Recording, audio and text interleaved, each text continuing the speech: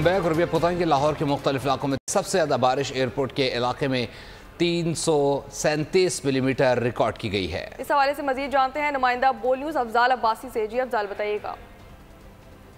जी बिल्कुल, सुबह सवेरे से बारिश का सिलसिला लाहौर में जारी है। बारिश का जो पहला स्पेल था आज का सुबह 4:45 पर शुरू हुआ और 7:45 तक ये बारिश का सिलसिला जारी रहा। 3 घंटे की इस मूसलाधार बारिश ने लाहौर के कई इलाकों को डुबो दिया है पानी में।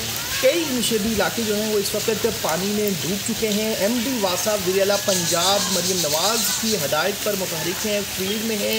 वासा का अमला फील्ड में मौजूद है, लेकिन पानी इतना ज़्यादा जमा हो चुका है कि इसको निकालने में कुछ टाइम दरकार है। अगर बारिश की बात की जाए कि किस इलाके में कितनी बारिश रिकॉर्ड की गई, तो सबसे ज़्यादा जो बारिश है वो लाहौर एयरपोर्ट के इलाके में रिकॉर्ड की गई। रिकॉर्ड 337 मिलीमीटर बारिश वहाँ पर रिकॉर्ड की गई।